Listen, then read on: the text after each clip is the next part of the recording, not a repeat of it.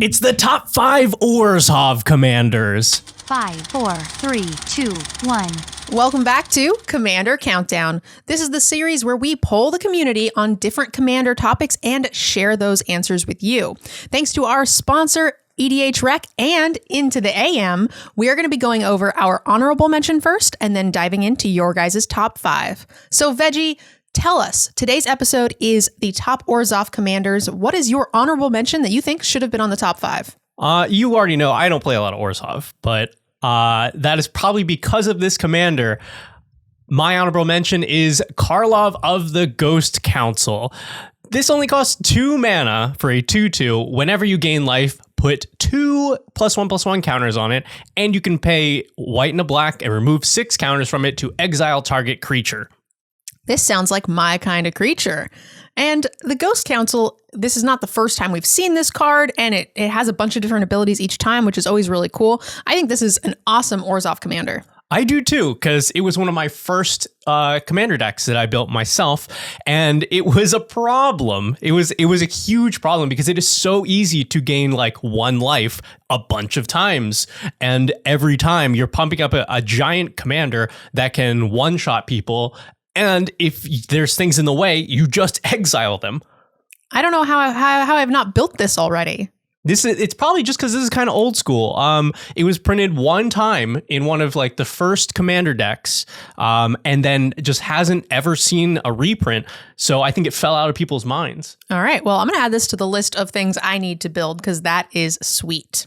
All right, let's go ahead and take a look at mine. My honorable mention is a newer commander that I'm really excited to build, and hopefully I will feature here on Decked Out soon, and that is Ariette of the Charmed Apple. Ariette is 3 mana for a 2/4. Each creature that's enchanted by an aura you control can't attack you or planeswalkers you control. And at the beginning of your end step, each opponent loses X life, and you gain X life, where X is the number of auras you control. It's an interesting one. It is a little weird for Orzhov. It is doing the drain thing, but it is also doing a ton with auras, which we see a lot in white, but typically auras are reserved for Selesnya decks. So it takes my 2 favorite decks and it makes a baby, and that baby's name is Ariette. I'm really excited for this. Yeah, I mean, I'm always a big supporter of like weird strategies or like just archetypes that are usually 1 color or set of colors that you try and do in another one. So like if you didn't already have this, I would make a very bad version of it for myself. Yeah, I'm excited to feature this on the show very soon. That's the end of our honorable mentions. Let's go ahead and jump into the community's choice for top 5 Orzhov commanders. And coming in at number 5, we've got Shadric's Silverquill, a 5 mana 2/5 flying double strike. At the beginning of combat on your turn, you may choose 2 of these things. They must target different players. Either target player creates a 2/1 white and black inkling with flying, target player draws a card and loses a life, or target player puts a +1/+1 counter on each creature they control. This gets really scary over a lot of turns, and giving a bonus to 1 player at a table of 4 is not the scariest thing in the world. And I think that this is a cool way to bring some mild politics into your deck if you want to. Not for everybody, but I think it's a pretty sweet commander. I think it's funny because we were just talking about this card in particular a little while ago. I don't think this is good. I think this is a bad card. I think it's a bad commander. I'm surprised to see it on this list. And especially surprising because it's kind of what I want to do. It's weird, like kind of group hug, but I don't think it does enough of any of those things. Like I either want to give people a lot of things or like I want to give everybody something, but here you make one friend, but not really, because you've not done much for them, unless you're giving them like put a +1/+1 counter on everything. And then you have 2 people that are mad at you. And I don't know. That's how I feel. I think it flies a little under the radar. No pun intended, in that like it's not super powerful. It will likely not be the number 1 target on the board that needs to be dealt with. And you're getting a small bonus every turn. And everybody else is getting one sometimes, depending on who is usually the weakest player, which isn't that big of a deal for the other two players. So they might just leave you alone, let you build up a thing. And a double striking flyer is, nothing to sniff at. I agree, it's not very exciting, but I still think it's a fine commander. Yeah, I think it's very exciting. I think it's bad. I will say the one time it wasn't bad when I played it at a commander table is when we were playing Commander 2HG. And I played this on the Nitpicking Nerds channel, and this was my commander. It was really fun. Yes. Okay, I'm on board for if that's the case. That one was a good one. Okay, so let's go ahead and move on to our number 4 spot. This is Radadrobic of Urborg, 4 mana for a 3/3, Vigilance, Ward 2. Other zombies you control have Vigilance, and I love this line of text. Whenever another legendary creature you control dies, create a token that is a copy of that creature, except it's not legendary, and it's a 2/2 black zombie in addition to its other colors and types. Zombies are cool. I'm used to seeing the vampires in Orzhov, and I heard you almost slip there and say vampires, so it's not surprising. I think this is a fine commander. It's not what I want to be doing in my Orzhov decks. See, there's a big difference in the mindsets here, because I saw this card and I was like, the things I could do with this, it does not have like great value. It doesn't do like impactful, like, incremental, I will, if this keeps doing its thing, I will win the game. It's not that card. That's what I like. But this will commit crime. Like Office Space crime, where they stole like a hundredth of a penny from every person that used their whatever. This card combos. It does not, okay. I was going to say it doesn't infinite. It does also infinite. This card has a very weird interaction with the ring tempts mechanic. Because if you have a creature that when it enters or dies, you become tempted by the ring, you can sacrifice that creature. You will get a copy of it that is not legendary, and then you can choose it as your ring bearer, which then makes it legendary. And then you can sacrifice it, which will then trigger Radadrobic's ability again. The ring will tempt you. You make that copy your ring bearer, and you now can sacrifice infinitely because it becomes legendary every time. Okay.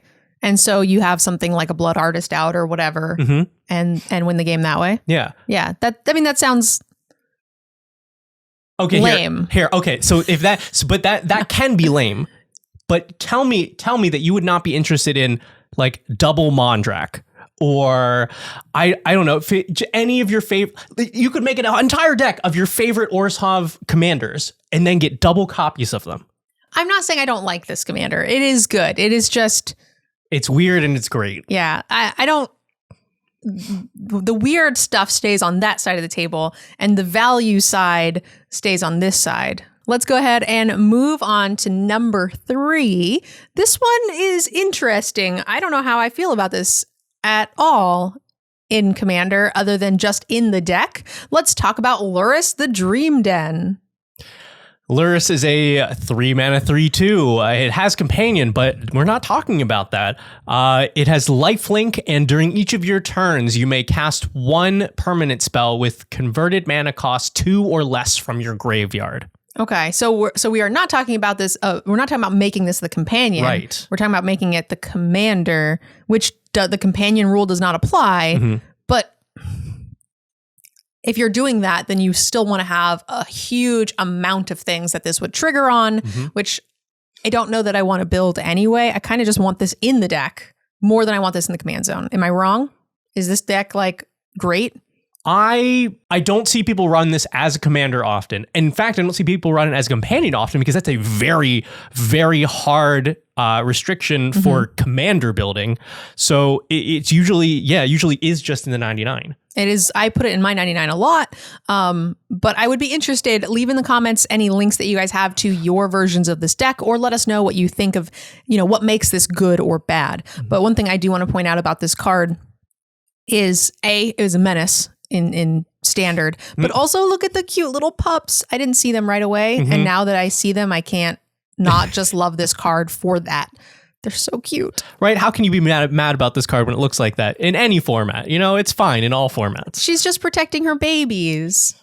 Okay, let's go ahead and jump to our number 2 spot. This is il-kor, Sadistic Pilgrim, 2 mana for a 2/2 with Death Touch. Whenever another creature enters the battlefield under your control, you gain a life. And whenever another creature you control dies, each opponent loses a life. I love drafting this. It was great. This is everything I want to do in Limited and everything I want to do in Commander. I think it scales really well. I think because I lost to a bunch in Limited, and because each opponent loses a life when something of yours dies, this also gives you a win con in the command zone. Yep, makes board clears real scary when you're the one playing this. These decks tend to make a hefty number of bodies, which is really cool. You're making, zombies or soldiers or who knows what little things. And then if you have like a Blood Artist on it on top or a Mirkwood Bats or something, it just gets really difficult to deal with you in any way. Mm-hmm. Like, I'm not like excited about the abilities, but I do really like commanders that you can build around that cost little mana, because that means you get to do exactly what you're trying to do every game in different ways, different combinations. But all right, great, I can drop this on turn 2 and I can start cranking out some creatures and draining people out. I like these low impact sort of 2-3 mana commanders as well, because you're not the biggest threat, right? Someone's ramping into their big dragon or their big whatever, and they're dealing with that. And all the while you're just chipping away 1 point of damage at a time, building up a massive board that once you become the problem, they're spending single target premium removal on your 2-drop, and you're just like, that's fine, I'll just play it again. Eventually you have to wipe the board and you're in trouble. That leads us to our number 1 commander for Orzhov. And voted by you, we've got Teysa Karlov. It's a 4 mana 2/4. If a creature dying causes a triggered ability of a permanent you control to trigger, that ability triggers an additional time, and creature tokens you control have vigilance and lifelink. So this is my first commander deck was a Teysa, but it wasn't this one. So I actually haven't built this one. Have you played it before? It does some stuff. Mm-hmm. This is the original sort of new mommy ability, right? Where you're triggering your stuff multiple times. Yeah. I'm trying. I don't think there were a lot of these doubling effects at the point that she came out originally. Mm-hmm. And, we've gotten a lot more, but still it's hard to find specific like dying trigger doublers. And it's difficult to get them into the command zone. People get really upset when you're doubling your things. Like I said, we saw this more recently. It was an ETB effect with the new March of the Machines Elishnorn. And this is a dying one, so it's a little different, but those triggers can get really out of control very quickly. And especially like if you were to board clear, this is going to see all of those things. Yeah. And this is a little different from the Elishnorn, because Elishnorn is doubling your ETBs. So that means that you have to play Elishnorn and then play more things to take advantage of that. With Teysa, you can just line all of your stuff up first that you want to die, have like a sack outlet or something, and then play her. It doesn't matter if they have removal, because you're just like, great, in response, I will sacrifice all of these things and get everything doubled. Yeah, that is true. And people were really upset about Elishnorn, and everybody hated it in the command zone. So this is just got to be way worse. And it's Orzhov, and I love Orzhov. This episode was definitely designed for me. It just makes me all happy, warm and fuzzy. So very excited. We haven't seen this on the show yet, but I suspect it won't be long until we do. Next up, we're going to be taking a look at a deck list courtesy of our patrons that is in Orzhov Commander, and go over the list, see what we like, what we don't like, and what we might want to change. Today's deck list was submitted by our patron Blightstorm, and it is in fact one of the commanders that made the top 5, il-kor. Again, this is the 2 mana 2/2 Death Touch. Something of yours enters, you gain a life. Something of yours dies, everybody loses a life. I love it when they all lose life. Okay, let's go ahead and take a look at the list, get a feel for how they decided to build this deck, and then we'll take a look at EDHRec, our sponsor for the show, and see what others are building and see where we might want to go from there. First up, artifacts. Yep. Skull Clamp. Skull Clamp, excellent. And we have sack outlets. That's the word I'm looking for. Sack outlet and Alter Dementia. Also, with a deck like this, you probably have a ton of X1 creatures that just die to this anyway. You get extra value from your commander. You get to draw cards. I like the synergy there more than just Skull Clamp being a good card. I'm interested to see there are 3 baubles here. I want to see what they're going to do with that. 4 baubles if you count Wayfarers, but yeah.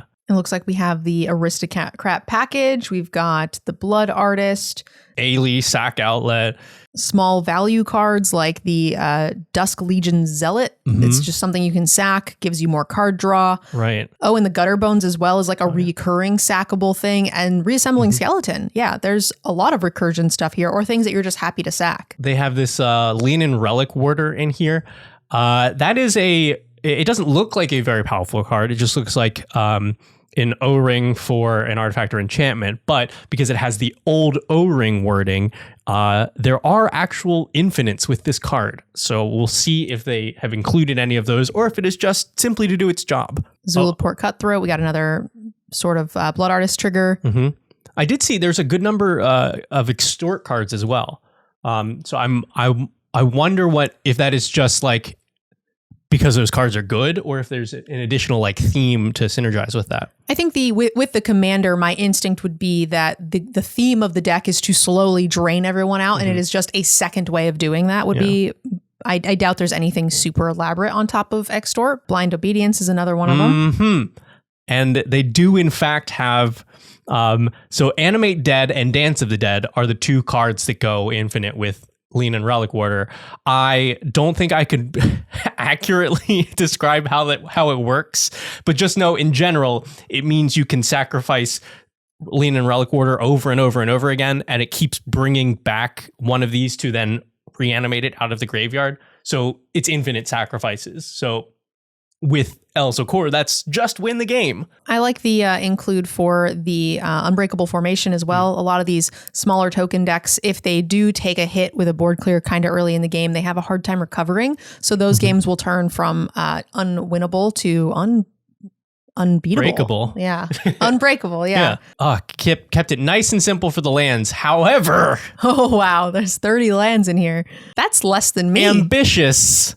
Is the nice way I can put it. It is a very optimistic. It is a very low to the ground deck.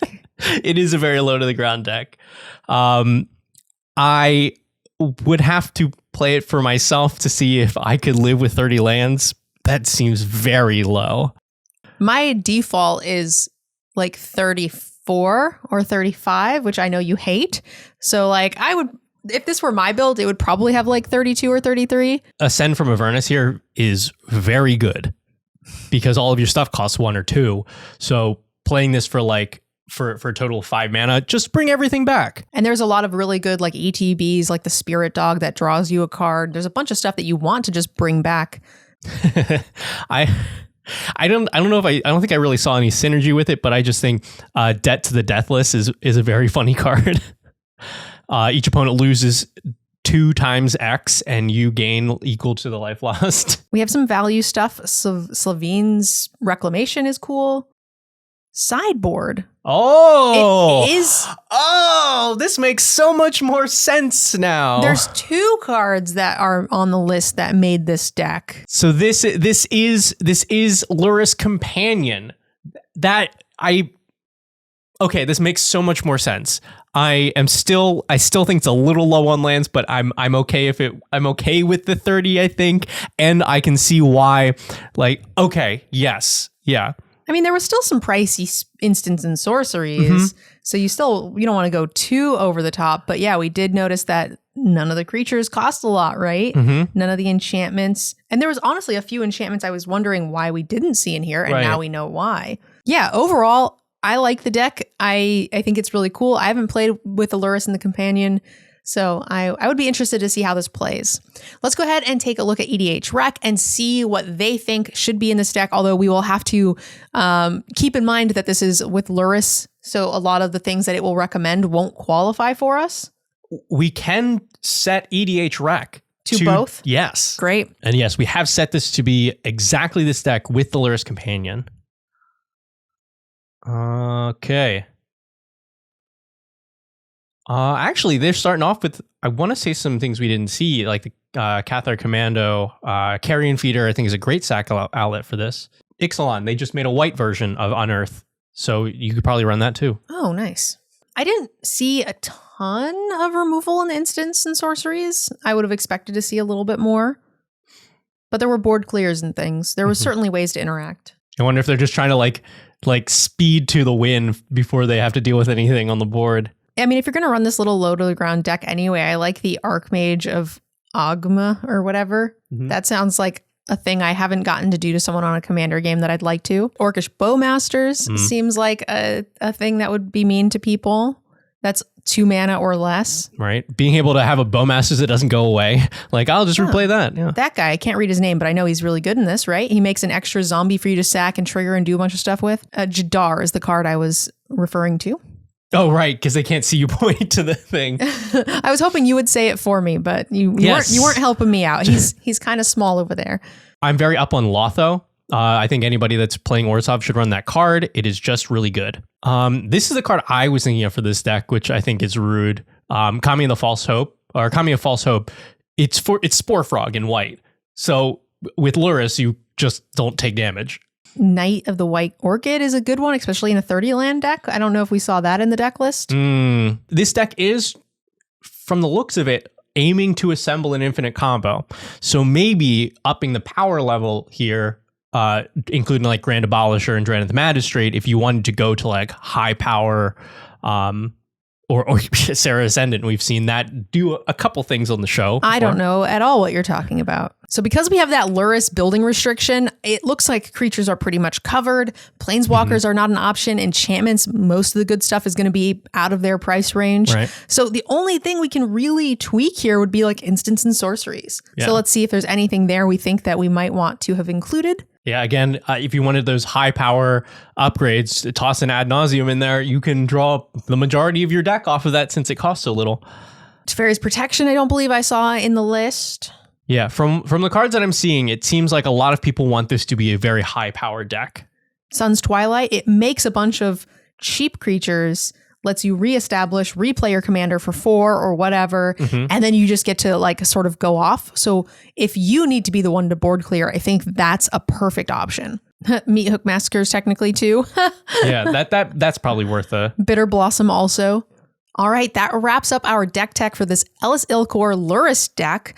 Veggie, on the Veggie scale, as far as flavor and power and synergy, what do you rate this deck? Oh, this is tough. I think the deck is well made, but it is just generally not the power level of commander that I'm playing. I'm playing either a good bit under that or all the way over the top. I'm gonna give it a 6. Okay. I think it's well built. I just usually don't play at this power level. Fair enough. I am gonna give it an 8. I really like it. It's a little too high powered for me. I would like to take out those infinite combos, add in some of these cute value enchantments and some spot removal. And then that would be a 9 to me. I would be really, really happy to play this deck any day. Yeah, we can make that happen. I think I might. Thanks again, Blightstorm, for your submission, and thanks a lot for a deck that I'm probably now going to have to face pretty consistently. And a special thank you to the sponsors that make this show possible. EDHRec, the best place to help build all of your commander decks. They've got the synergy to match your budget and style, and to Into the AM, our exclusive t-shirt sponsor, and you guys can head over to their Black Friday sale. We'll have a link in the description that gives you an additional 10% off, up to 80% off on these shirts that you guys see us wear all the time. That's all for today. We will see you next time on Commander Countdown.